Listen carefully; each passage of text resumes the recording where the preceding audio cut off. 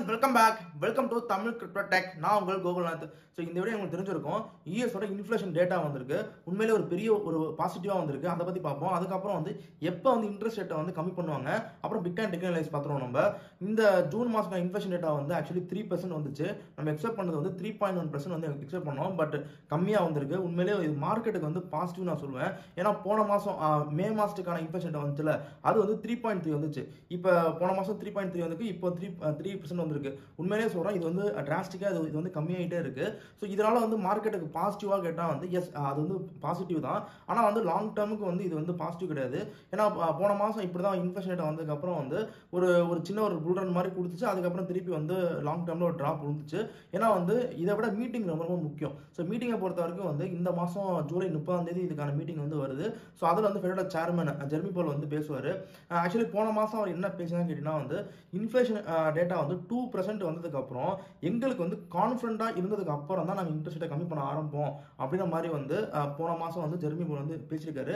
யூஎஸ்ல இருக்கிற பல செனட்டர்ஸ் வந்து நீங்கள் வந்து இன்ட்ரெஸ்ட் ரேட்டை வந்து கம்மி பண்ணணும்.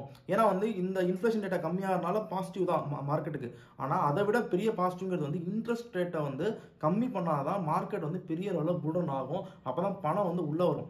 என்னையை பொறுத்த வரைக்கும் வந்து பல அனலிஸ்ட் எல்லாமே என்ன சொல்கிறாங்கன்னா, படித்த ஆர்டிகல் வரைக்கும் நவம்பர் மாதம் அமெரிக்காவில் வந்து எலெக்ஷன் நடக்க போகுது. ஸோ அதுக்கு முன்னாடி என்னோட ப்ரெடிக்ஷனை பொறுத்த வரைக்கும் செப்டம்பர் மாதம் வந்து இன்ட்ரெஸ்ட் ரேட்டை கட் பண்ண ஸ்டார்ட் பண்ணலாம். ஸோ அதுக்குள்ளேயே வந்து எனக்கு தெரிஞ்சு 2% வந்துடும். எப்படி வந்து கேரி கென்சருக்கு வந்து அழுத்தம் கொடுத்தாங்களே, இந்த மாதிரி ETF அப்ரூவ் பண்ண சொல்லி வந்து அழுத்தம் கொடுத்த மாதிரி ஜெர்மி பவுலுக்கும் வந்து அழுத்தம் கொடுக்க சான்ஸ் அதிகமாக இருக்குது. ஏன்னா போன மாதமே வந்து கம்மி பண்ணணுங்கிற மாதிரி சொல்லிட்டு இருந்தாங்க. பட் அவர் வந்து நாங்கள் வந்து இப்போதைக்கு வந்து மானிட்டரி பாலிசி எல்லாத்தையும் கம்மி பண்ணுவோம். எங்களுக்கு ஒரு கான்ஃபிடன்ட் வந்ததுக்கப்புறம் 2%ங்கிறது நாங்கள் இலக்கு வச்சுருக்கோம். அது வந்ததுக்கு அப்புறம் தான் நாங்கள் வந்து இன்ட்ரெஸ்ட் கம்மி பண்ண ஆரம்பிப்போம். நாங்கள் எல்லாத்தையும் டேட்டாலாம் பார்த்ததுக்கு அப்புறம் தான் நாங்கள் இன்ட்ரெஸ்ட் கம்மி பண்ணுவோங்கிற மாதிரி சொல்லியிருக்காரு. ஸோ என்னோட ப்ரெடிக்ஷனை பொறுத்த வரைக்கும் செப்டம்பர் மந்த் வந்து ஃபர்ஸ்ட் இன்ட்ரெஸ்ட் ரேட்டை வந்து கம்மி பண்ண சான்ஸ் அதிகமாக இருக்குது. இல்லை அதுக்கு அடுத்த மாதம் கம்மி பண்ண சான்ஸ் அதிகமாக இருக்குது.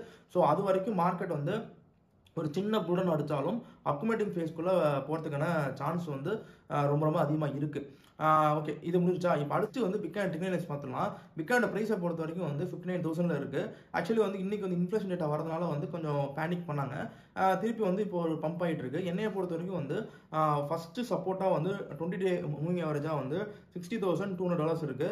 ரெண்டாவது வந்து $64,500 வந்து அடுத்த ஒரு ரீஜனாக இருக்குது. இது ரெண்டுத்தையும் உடச்சா தான் பிட்காயின் வந்து அடுத்து வந்து ஒரு 68,000-70,000 ரேஞ்சுக்கு வரைக்கும் போகும். கீழே சப்போர்ட்னு பார்த்தீங்கன்னா வச்சுக்கலாம் 53,000 56,000. ஸோ இதுக்குள்ள மார்க்கெட் வந்து அக்குமேட் ஆகிற வரைக்கும் ஒன் ஆஃப் த பெஸ்ட்டு நான் சொல்லுவேன். அதுக்கும் கீழே போச்சுன்னா வந்து கொஞ்சம் டேஞ்சர் தான். 50,000ங்கிறது ஒரு சைக்காலஜிக்கல் சப்போர்ட், அது வரைக்கும் போகலாம். அதுக்கும் கீழே 45, 44 இந்த ரேஞ்செலாம் வந்து ஐ திங்க் ஏதாவது பெரிய பேனிக் நியூஸ் வந்தால் மட்டும்தான் அந்த அளவுக்கு போகும். இப்போதைக்கு அதுக்கான பேனிக் நியூஸ் ஒன்றும் பெருசாக கிடையாது. பட் அதுக்கும் போகும் பட்சத்தில் நம்ம வந்து 44, 50 உடச்சிட்டாலே நம்ம வந்து ஒரு ஷார்ட் டேர்மாக ஒரு பியர் மார்க்குள்ள போகிறோன்னு அர்த்தம். ஓகே, ஷார்ட் டேர்மாக தான். ஆனால் எனக்கு தெரிஞ்சு வந்து போகிறதுக்கு சான்ஸ் ரொம்ப கம்மி. ஏதாச்சும் ஒரு பெரிய ஒரு நெகட்டிவ் நியூஸ் வராத வரைக்கும் அந்த அளவுக்கு போகாது. என்னைய பொறுத்த வரைக்கும் ஒரு 56 இது வரைக்கும் அக்குமேட் ஆகிட்டு இன்னைக்கு இன்னும் அடுத்த ஒரு வாரத்துக்கு வந்து ஒரு பேம்பரிங்காக இருக்கும் ஒரு மார்க்கெட்டு. கொஞ்சம் வந்து பம்ப் ஆகலாம், கொஞ்சம் டம்ப் ஆகலாம், இந்த மாதிரி மார்க்கெட் இருக்கலாம். ஏன்னா போன மாதமும் அதே மாதிரி தான் இருந்துச்சு. ஸோ இந்த மாதமும் அப்படி சான்சஸ் இருக்குது. அதுக்கப்புறம் மீட்டிங்கில் வந்து என்னையை பொறுத்த வரைக்கும் வந்து ஜெர்மி பவர் வந்து இன்ட்ரெஸ்ட் ரேட்டை கம்மி பண்ண சான்ஸ் வந்து ரொம்ப ரொம்ப கம்மி தான். அப்போ என்ன மீட்டிங்க்கு முன்னாடி வந்து எந்த மாதிரி ஆர்டிகல்ஸ் வருது, அப்போ என்னென்ன பேசுகிறாங்க, ஸோ அதை பொறுத்து நான் வீடியோ வேணால் நான் அப்டேட் பண்ணுறேன் உங்களுக்கு. ஆனால் அவர் 2% வந்ததுக்கப்புறம் தான் நான் குறைப்பேங்கிற மாதிரி அவர் சொல்லிட்டார். 2% வந்ததுக்கப்புறம் நான் வந்து பல டேட்டா அனலைஸ் பண்ணி எங்களுக்கு கான்ஃபிடன்ட் வந்ததுக்கப்புறம் தான் குறைப்பேங்கிற மாதிரி சொல்லியிருக்காரு. ஸோ என்னோட ப்ரெடிக்ஷன் வந்து செப்டம்பர் ஆர் அக்டோபர் சான்சஸ் இருக்குது. ஏன்னா அதுக்கப்புறம் வந்து எலெக்ஷன் நடக்கனால வந்து அதுக்கு முன்னாடி வந்து குறைக்கலாம் சான்சஸ் ரொம்ப ரொம்ப அதிகமாக இருக்குது. ஸோ இதான் வந்து இந்த வீடியோவோட மேட்ரு. உங்களுக்கு பிடிச்சுன்னு நினைக்கிறேன். இந்த வீடியோ பிடிச்சா லைக் பண்ணுங்கள். கீழே வந்து உங்கள் கருத்து என்னன்னு கீழே சொல்லுங்கள். ஏன்னா ரொம்ப ரொம்ப முக்கியமான வீடியோ இது. பாய்.